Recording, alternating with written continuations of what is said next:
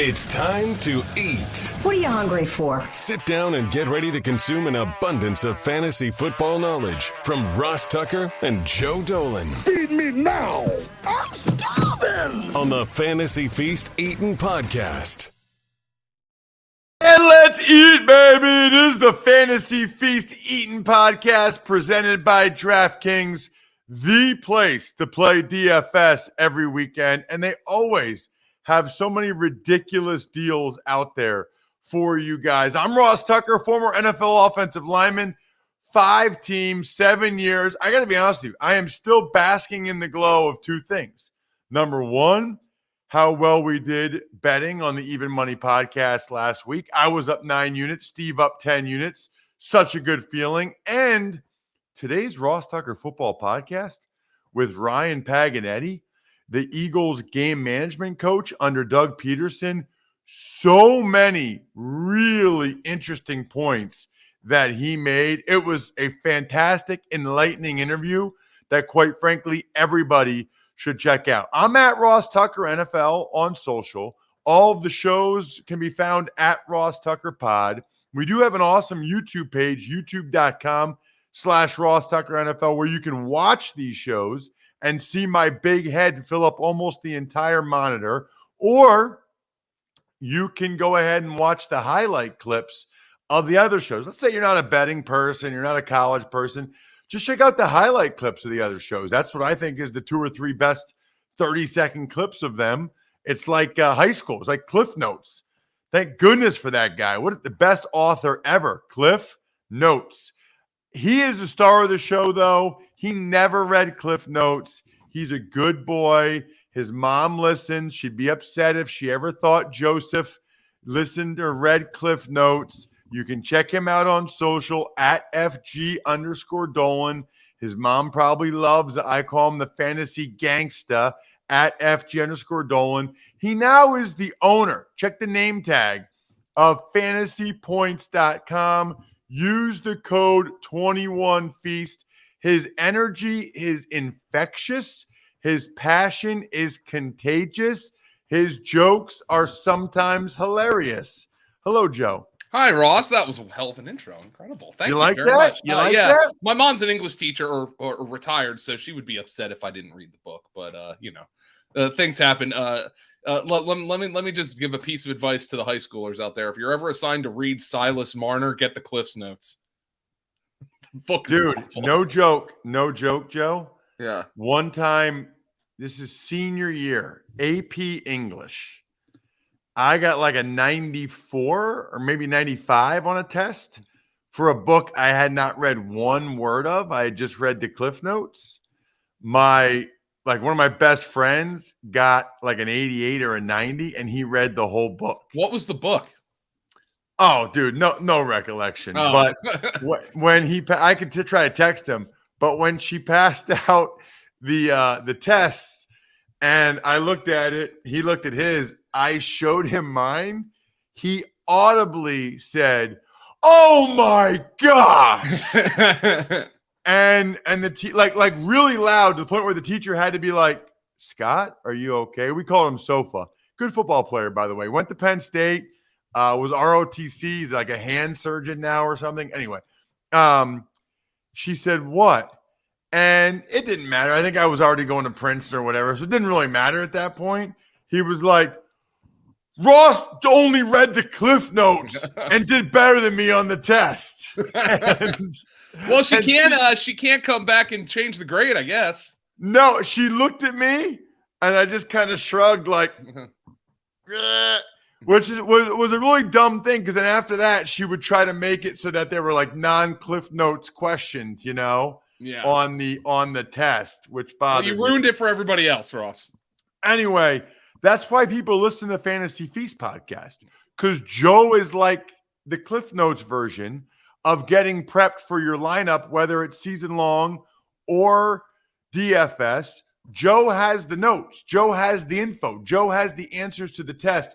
Let's start with the Cardinals and the Packers, Joe.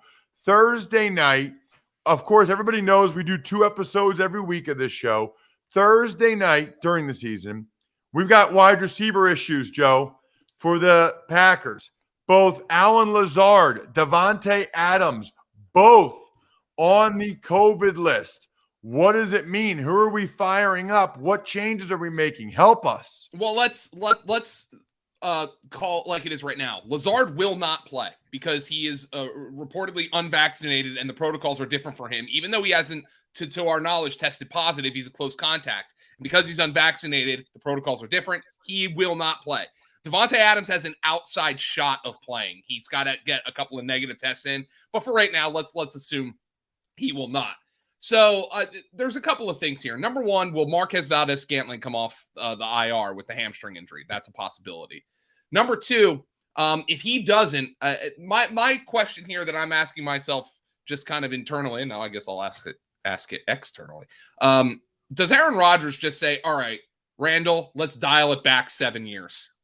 Randall Cobb, I'm going to target you 15 times in this game and just move the chains. And I wonder if this is just Aaron Rodgers and an opportunity with a player that he knows well to say, let's get on the same page here and move forward. So I think it's an Aaron Jones game. I think it's a Randall Cobb game. I think it's maybe a Robert Tonyan game. Tonyan scored a touchdown last week and he spiked the ball. I mean, there was frustration. He's had a horrible season. There was a lot of frustration to taken out on that, but I think a lot of people are firing up Tonyan. I know the Cardinals give up the fewest fantasy points to tight ends, but the best tight end they faced this year, the best, is Tyler Higbee. So they faced like Ferkser, the Texans, they haven't faced a whole lot of talent there. So with the Packers, I think it's an Aaron Jones game. I think it's a Randall Cobb game and potentially a Robert Tonyan game. Keep an eye on the status of Marquez Valdez-Scantling. All right, what about the Cardinals on the other side?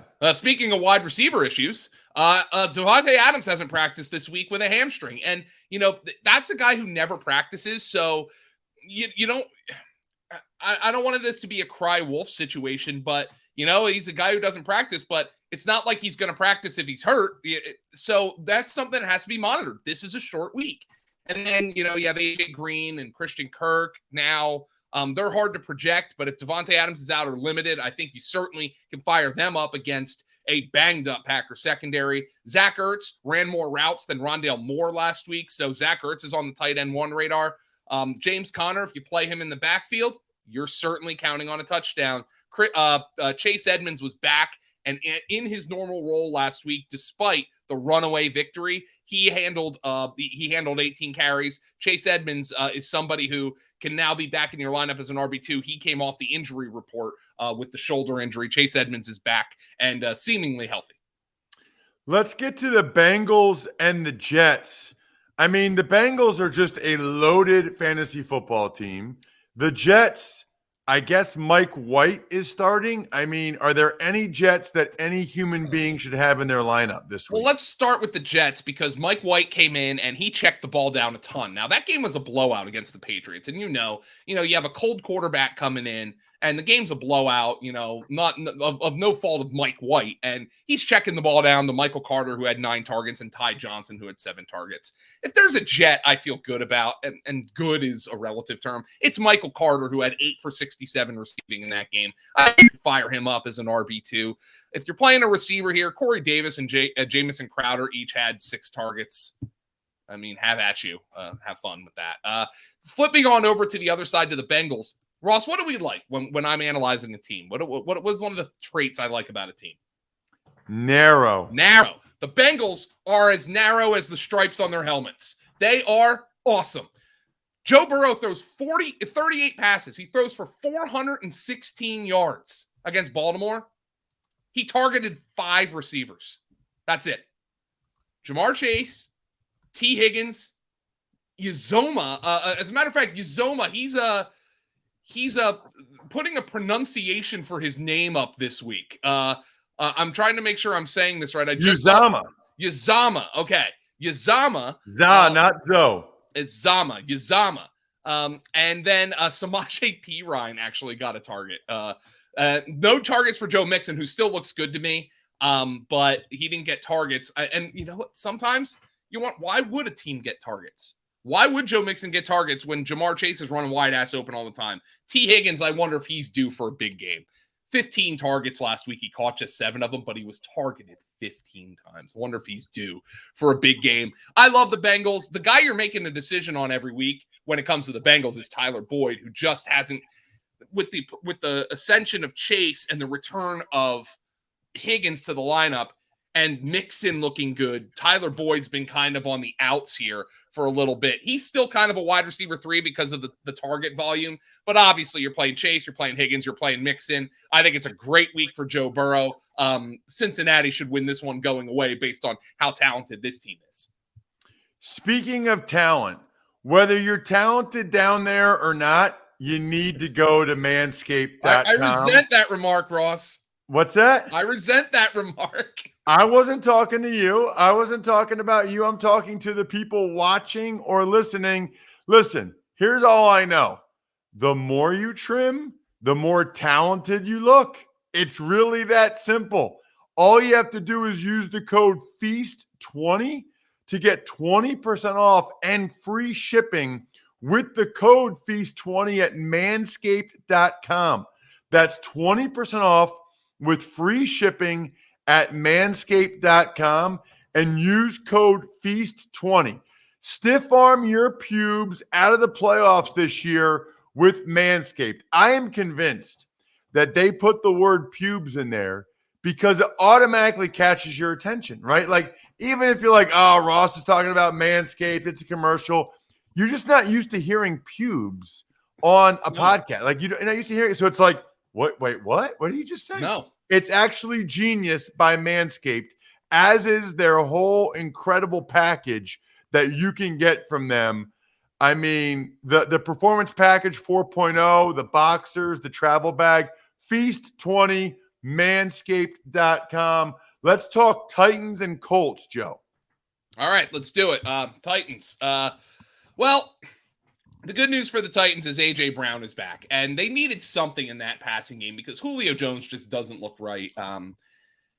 The Titans right now are kind of easy. It's Derrick Henry, it's A.J. Brown, it's Ryan Tannehill. Ross, I know you probably got a chuckle out of the fact that, you know, all the hot take shows on ESPN last week, Tebow was asked, like, who would you rather have, Mahomes or Derrick Henry? And of course, the answer is Mahomes. Of course it is. But like, you know, Twitter was rabble-rousing about, oh my God, I can't believe this is a question. Oh my God, Derrick Henry stinks and nobody should ever run. And then, of course, Derrick Henry comes out and throws for more touchdowns than Patrick Mahomes in that game last week, which I thought was because it like really soiled the diapers of a lot of the Twitter no fun havers, which I thought was particularly poetic. But A.J. Brown looks great. Finally, he was a buzzkill through the first 5 weeks of the fantasy season. He's gotten going. This Colt defense does not offer much resistance. You know, last week against San Francisco, the ball's squirting all over the place. I'm not really going to put much account into that, but nonetheless, Deebo Samuel goes for 700 and a touchdown against this defense. So I think it's a good spot for A.J. Brown. I think it's a good spot for Derrick Henry. And I think it's a good spot for Ryan Tannehill.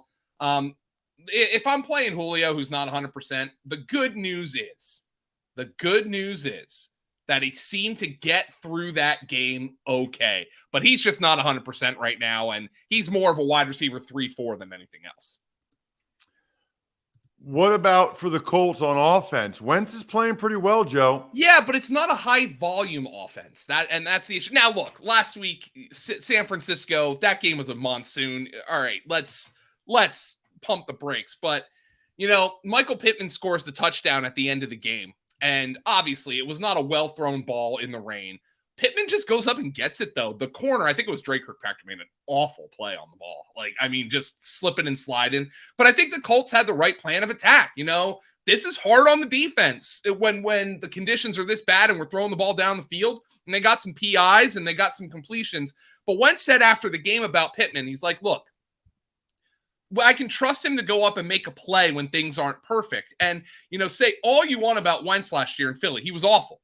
But the last couple of years, there was a lack of receivers in Philly going out and making a play for their quarterback. You know, like the throw isn't perfect. Go make a play. The throw's a little behind you and it's dropped or tipped in the air for an interception.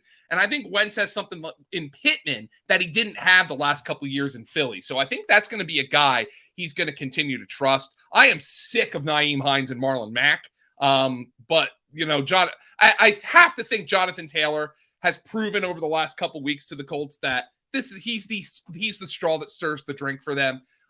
Takes the pressure off of Wentz, takes the stupid plays out of the equation, the less that Wentz has to throw. Jonathan Taylor's just the man.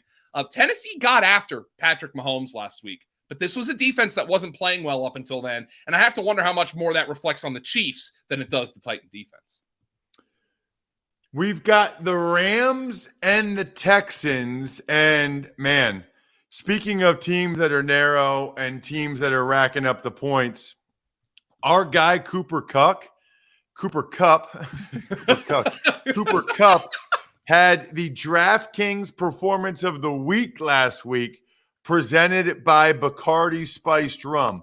All he did, Joe, against the Lions was have 10 catches, 156 yards, 2 touchdowns on 13 targets.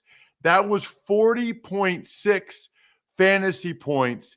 He has been an absolute machine. He deserves to be rewarded as the DraftKings Performance of the Week, presented by Bacardi Spiced Rum, which, by the way, is delicious. I'm a big Bacardi Spiced Rum guy. Rum and Coke. I used to be my drink at times. I'd put that, like, if I was going an all-day thing, I'd put like a whole thing of Coke and rum in like a huge Gatorade container and just drink it, sip it all day. Glorious Bacardi Spiced Rum. Anyway, Cooper Kupp is also glorious. I mean, Joe, he's been a machine. Yeah, first and foremost, with this, with the DraftKings Performance of the Week, did the players get a bottle of rum for it? No, that would be amazing, though, if they did. Just send it to them. To my knowledge, they don't, but that'd be great if they did. They should get it. Anyway, Cooper Kupp's been awesome. Look, he's Matthew Stafford's guy. Robert Woods has looked good too, but Cooper Kupp is Matthew Stafford's guy. There was a change for the Rams in week 7, and I wonder if it continues in week 8. Johnny Munt, the blocking tight end, tore his ACL a couple of weeks ago. He tore it in week 6. They had run a good bit of 2 tight end sets because they love Munt. And Munt was somebody who was helping them out like in the blocking game, in the ground game. Without Munt, they went almost exclusively to 11 personnel sets last week against the Lions. Now, you have to wonder, is that just a one-game thing? Does that change going forward?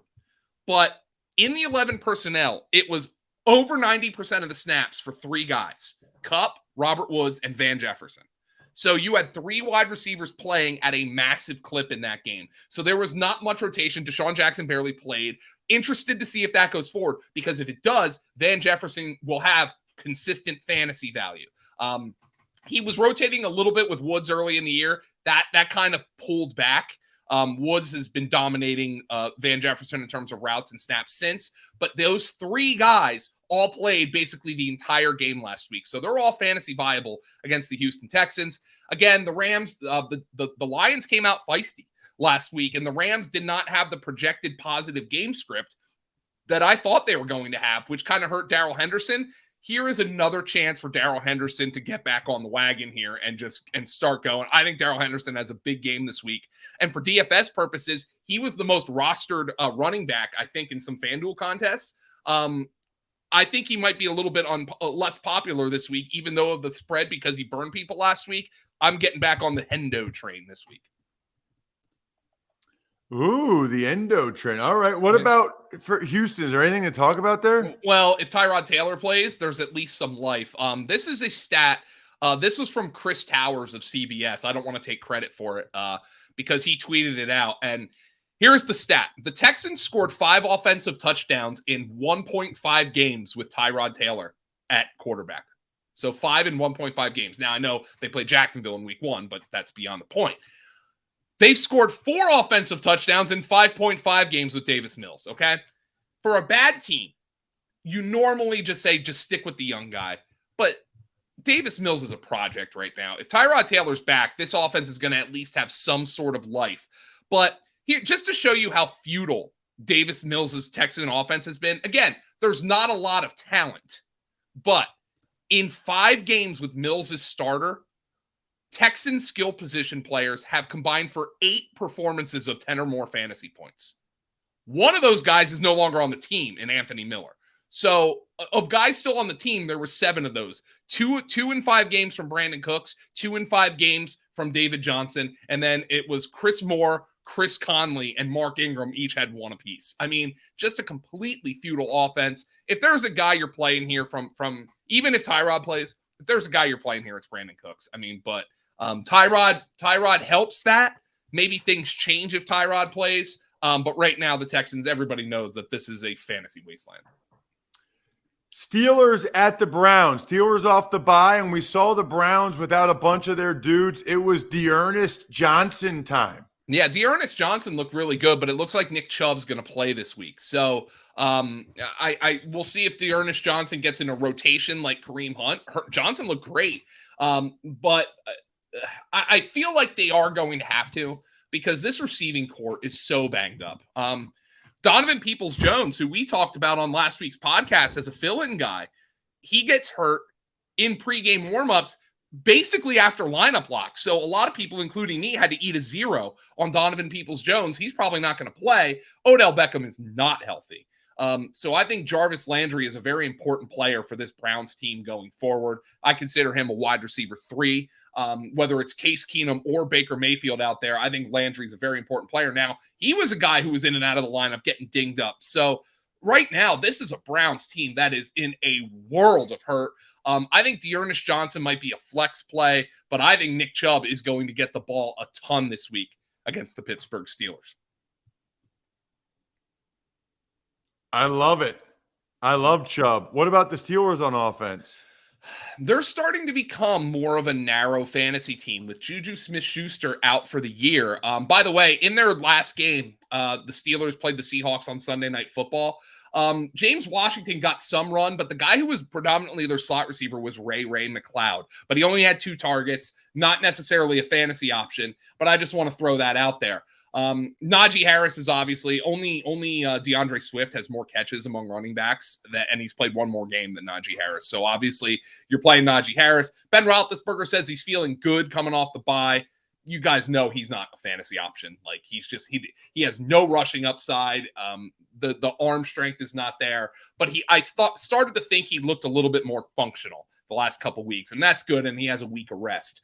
Deontay Johnson and Chase Claypool are going to be heavy target hounds in this game, which with a preference to Johnson for me, because he gets the more high volume, shorter area targets, which are easier for Ben to drive out there. But the one thing that I want you to watch, because the tight end position has been a wasteland for fantasy, Pat Freiermuth, 7 targets, 7 catches, 58 yards against Seattle in week 6. Eric Ebron, 2 targets, 2 catches for 10 yards. I wonder if Pat Freiermuth is emerging here as the number 1 tight end for the Pittsburgh Steelers. Yeah, I mean, it's pretty clear. I think he is. Let's get to the Eagles and the Lions, Joe. Well, the Eagles, I thought they had to do a lot of mirror searching, soul searching over the bye. If they hadn't done that, the media is forcing them to this week. I mean, because they are getting crushed. I mean, Derek Carr completes over 90% of his passes. I think the stat from Reuben Frank, who always digs up the most obscure stats, was like the Eagles in like their first like 70 seasons of existence, or however long they've been around, allowed like 5 quarterbacks to complete 80% of their passes. And now they've done it 4 times in their last 5 games. The Eagles completion percentage allowed this year is 74.4%. If that number sounds familiar, that's because that was the number Drew Brees had when he set the NFL record for completion percentage. So the Eagles are preventing big plays at the expense of literally everything. They're not giving up big plays, but at the expense of everything else, they're giving up dink and dunk all over the field, no challenges whatsoever. So here's the bad news for the Eagles. All the Lions can do is dink and dunk. DeAndre Swift, TJ Hawkinson, those are their 2 best offensive players, and you're a defense that encourages the dink and dunk. DeAndre, if things don't change, DeAndre Swift and TJ Hawkinson are going to get peppered with targets in this game from Jared Goff. I mean, that's the case every week. But this week, I mean, that is what the Eagles allow you to do. The problem is their linebackers can't tackle. So these guys are picking up chunk yardage. The Eagles just don't have the personnel to run the defense they are running right now. And it is a huge problem. What about the Eagles offensively against Detroit? Well, let me throw this out there. I don't want people to panic because Jalen Hurts has been a fantasy MVP. He's like the overall quarterback 2 in total fantasy points, quarterback 3 or 4 in fantasy points per game. But like 40% of that production, a ridiculous amount of that production has come in the fourth quarter this year, which means the Eagles they're 2-5, so they're playing from behind, and then defenses are calling off the dogs. Jalen Hurts is racking up garbage time points. He has not been awful, but he hasn't been good. His best game of the season, or from an on-field perspective, and actually it might have been from a fantasy perspective too, but from an on-field perspective was week 1. He has not touched that since. I am just throwing this out there for people to prepare because he's probably been one of your 2 or 3 best fantasy players, if not your best. There is an outside chance that if the Eagles lose this game to Lions, and look at how the Eagles have played, they can lose this game. There is a chance Jalen Hurts gets benched. And I would be putting my head in the sand if I didn't acknowledge that. They traded Joe Flacco this week. So Gardner Minshew's now the 2. Gardner Minshew's had some good snaps in the NFL. I'm not trying to tell you that he's going to be their franchise quarterback. I think the best chance for the Eagles to have that on their roster is Hurts. But they have now cleared the way for Minshew to be the number 2 after trading away Joe Flacco. If Jalen Hurts doesn't look good this week against Detroit, look out, because the dogs are already out. Nobody's happy. You know Dave Spadaro, our boy Spuds, he's yelling, ranting, and raving on the radio about it. Like, I mean, this is not pretty right now for the Eagles. And for me, who I push Jalen Hurts, I said on a preseason podcast that if he starts 17 games, he's going to be a top 5 fantasy quarterback. I stand by that because he started 7 and he's a top 3 fantasy quarterback right now. But the caveat was if he starts 17 games. And right now, I don't have a whole lot of confidence that's going to be the case here for Jalen Hurts. But on top of that, Miles Sanders is probably going to miss this week with the ankle injury.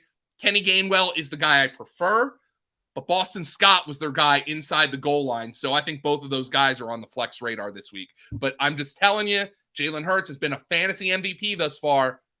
If he doesn't look good, if you have Jalen Hurts as your fantasy quarterback, you better root for him to light it up this week against Detroit. Because if not, oh boy, are the dogs coming.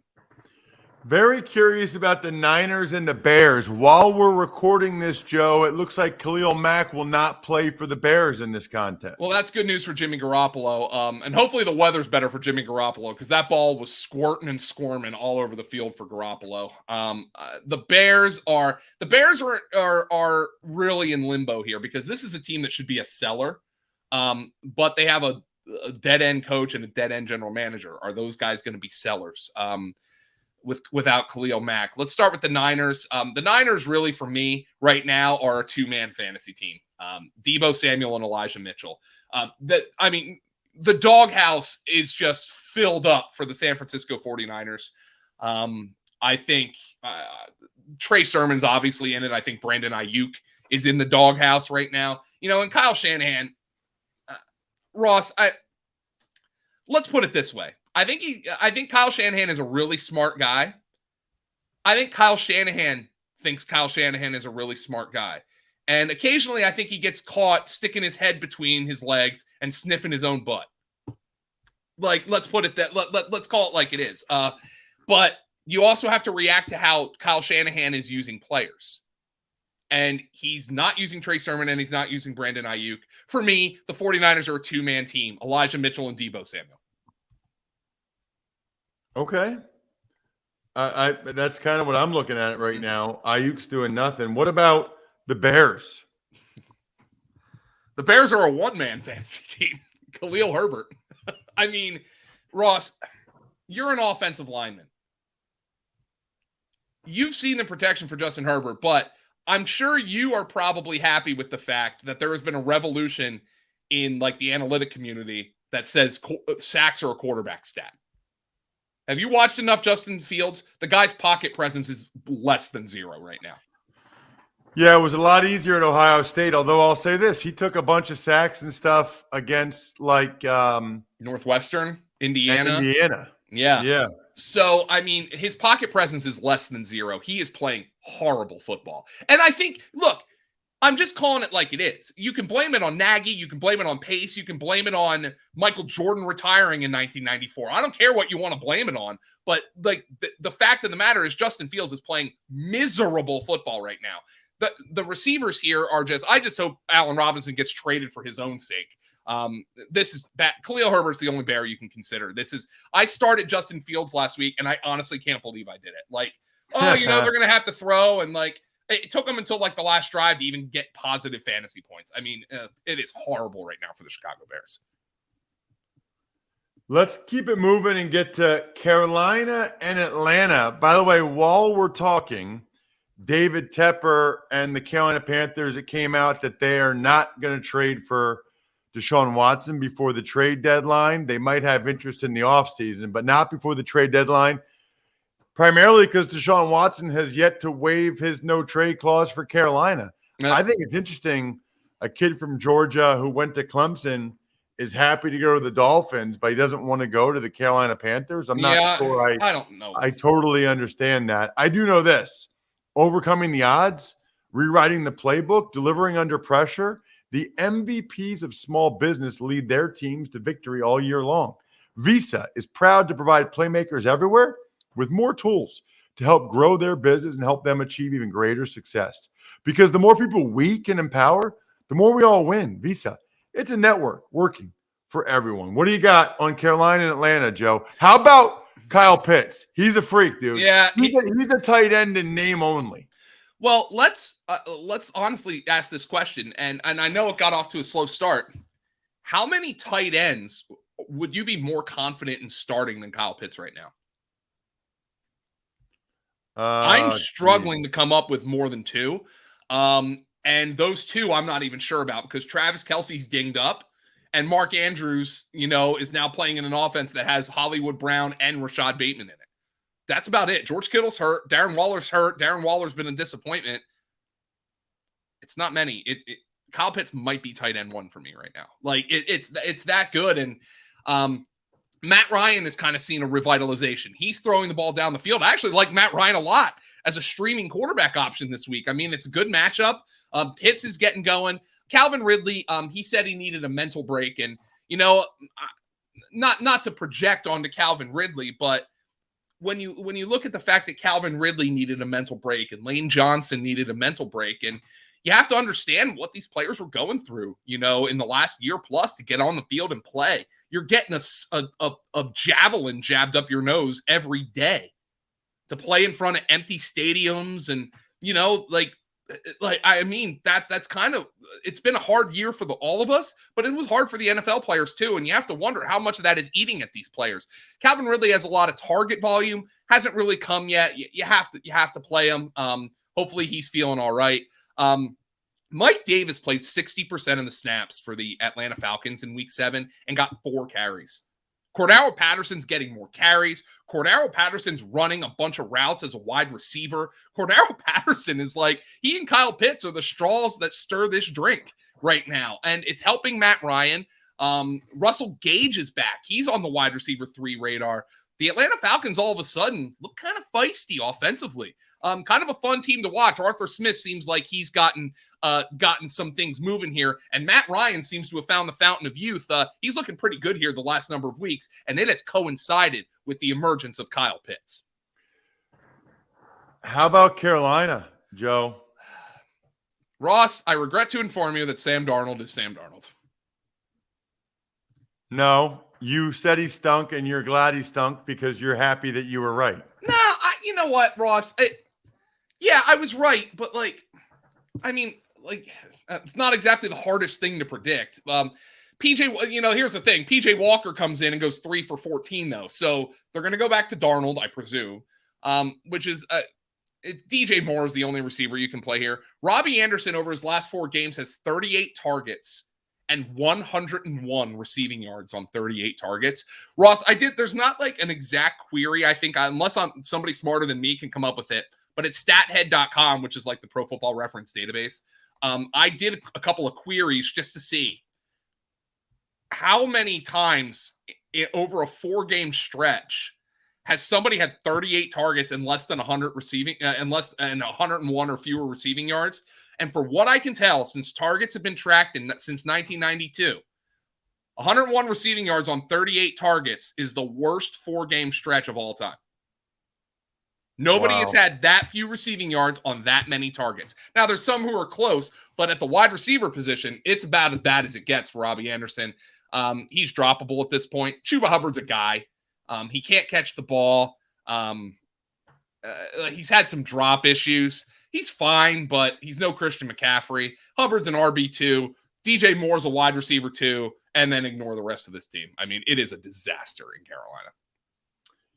Lastly, here on episode 1 of the Fantasy Feast podcast this week, the show that's so nice we do it twice. We break up episodes 1 and 2. We've got Miami Dolphins and Tua Tagovailoa at the Bills. All I know is every time I watch the Dolphins, Mike Gesicki's making a big catch. Yeah, so he's basically exclusively a wide receiver. I think he's lined up in line on fewer than 10% of his snaps this year. So, I mean, Mike, you said Kyle Pitts is a tight end in name only. So is Mike Gesicki. And he's been Tua's guy. And I think the funniest thing amidst all the rumors here the last couple weeks, with regards to Deshaun Watson and Ross, thank God, because if Deshaun Watson doesn't get traded by next week, by the time we record next week's Feast podcasts, we don't have to talk about it because the trade deadline would have passed. And I am so freaking sick of talking about Deshaun Watson. I'm sick of hearing about him. Anyway, that's just a personal preference here. But the funny part is I actually think Tua has played pretty well the last couple of weeks. Certainly better than Sam Darnold, of the teams that have been rumored to acquire Deshaun Watson. Tua's arm still just, it looks like he's throwing balloons out there to me, but it feels like he's played pretty well the last couple of weeks.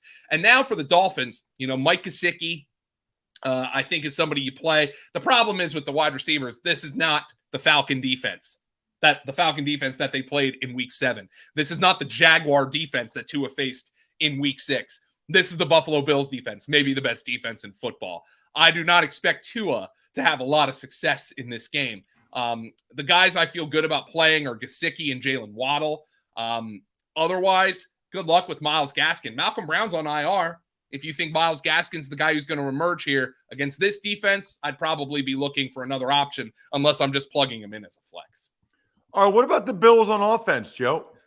Ross, the Peaky Blinder, Tommy Sweeney is going to be the tight end here if Dawson Knox can't play, and he's not expected to, coming off the surgery. But for the Buffalo Bills, I mean, they're kind of the team that they are every week. Just they mix the ball around a little bit more than they have in recent weeks. Than they did last year, rather. Against Tennessee, they had to throw the ball a ton. Emmanuel Sanders, Stephon Diggs, and Cole Beasley all had 8 or more targets in that game. Great to see Stephon Diggs have a really big game in that one. Zach Moss is still their lead back, but Devin Singletary actually looked pretty good against Tennessee. So I'm going to say that Zach Moss is more of an RB3 flex guy right now with the way that Devin Singletary looked in that game, catching 5 passes. I'm fine playing all of Sanders, Diggs, and Beasley and Josh Allen. It's just a passing offense that is once again taking off. Josh Allen is probably, given the state of Mahomes, the best quarterback in the NFL right now. 1 down, 1 to go. We still got to get to the Sunday late games as well as the Sunday nighter and the Monday nighter on episode 2 of the Fantasy Feast podcast. Make sure you're subscribed, either audio only or youtube.com/Ross Tucker NFL. I'm full. I know I'm stuffed, but I'm not full. We got a little bit more room for dessert, episode 2. I think we're done here. Thanks for listening to the Fantasy Feast podcast. Make sure to also subscribe to the Ross Tucker Football Podcast, Even Money, Business of Sports, and the College Draft. All available at Apple Podcasts, rosstucker.com, or wherever podcasts can be found. A lot of times on the show, I mentioned DraftKings. Here's what you need to know. You got to be 21 or older, New Jersey, Indiana, or Pennsylvania only. New customers only. Restrictions apply. See DraftKings.com/sportsbook for details. Gambling problem, call 1-800-GAMBLER, or in Indiana, 1-800-9-WITH-IT. By the way, if what I was talking about included a deposit bonus, doesn't always, sometimes it does. Deposit bonus requires 25 times playthrough, and deposit bonuses are paid out in site credit.